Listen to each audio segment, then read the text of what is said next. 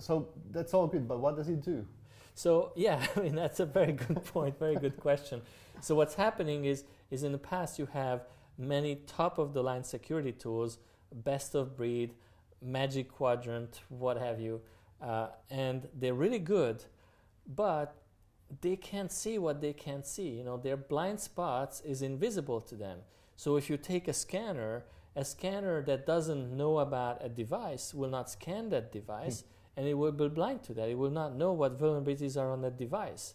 An antivirus program that's not installed on a device cannot protect that device. So basically, one of the big pieces of CAASM is understanding your assets, your infrastructure, your software, everything, to make sure that you discover in an optimal way all you have. That's actually a very big problem for enterprises. Most enterprises don't have an accurate picture of what they have, because if you try to build an inventory manually, as soon as you're done, it's already obsolete. And especially in the age of the cloud, where it's so easy to create new assets, it's so easy to deploy new software, it's so easy to sign up for a new software as a service, keeping it up is not possible in the traditional way. To keep up with the assets you have, you need to basically have a lot of automation. And a lot of automation that go out and span into many sources, so that whichever is your source that can be your kind of scout of, I just discovered something, then immediately you can bring it in and let all of your data sources know that, hey, there is something new that we saw. What is it really? And let's investigate. And then automate this, because of course each new data source you cannot investigate. So that's the first piece. First piece is asset, which is, you know, the first A in CAASM. And then the second piece is really to understand the gaps, because as I mentioned earlier, when you're a defender, you have to cover 100%. It's not enough to do 99.9, not enough to do 99.999%. You actually have to cover 100%. So at least you need to know 100%. If you decide you're not going to cover something because the cost of protecting it is too high compared to the risk it represents, that's a choice you can make. But if you don't know, if you're flying blind, that's really a big problem. So basically, how do you find the gaps? You find the gaps by being able to compare the data from these different security tools. So an example, you know, in real life, which is a very tragic example actually, is the crashes of the Boeing 737 MAX 8 and 9, where basically it turned out that the reason it was crashing, it's simply because one of the systems on board was only looking to one probe to determine if the plane was stalling. It was looking at the stalling indicator.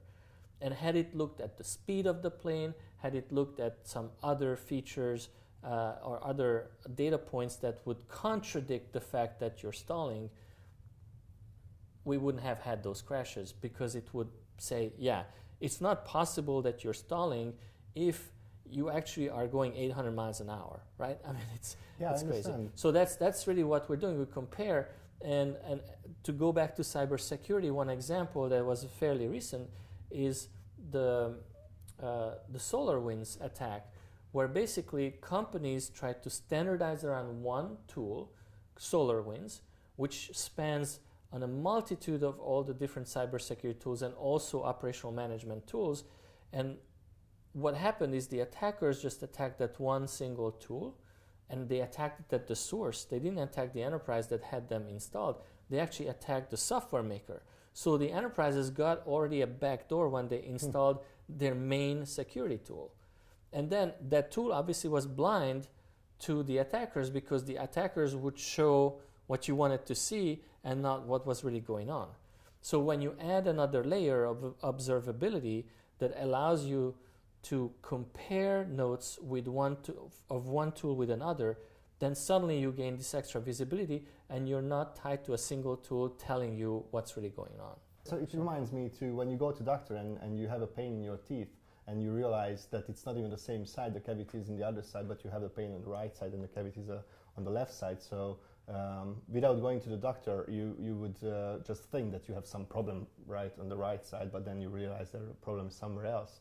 So when you're measuring and monitoring the data from different perspectives, this is observation layering, what you just mentioned, right? It's a really good analogy. I love it, because basically that's what it is. when we discover an anomaly, we may not know exactly where this anomaly is, but the fact that we can show that there is an anomaly and engineers need to focus on something as opposed to discover it totally by chance. Like with the SolarWinds attack, it was just an engineer who was just looking through some two-factor authentication logs and he noticed something strange. But he wasn't even looking, it just happens that he came across that and he decided to investigate. Yeah, right. and if you have a dashboard that actually shows you those red spots that, hey, something is odd here, you need to investigate because you have maybe 4 probes that tell you you're green and 1 that tells you red, that means that something's not right because you basically should have everything aligned. It's okay if maybe you have 2 amber and 2 green because they're close, but having like everything green and then 1 red, either the red is wrong or the greens are wrong, and hopefully the red is wrong, but if the greens are wrong, then you're in big trouble. So that's really what observability and CAASM is about.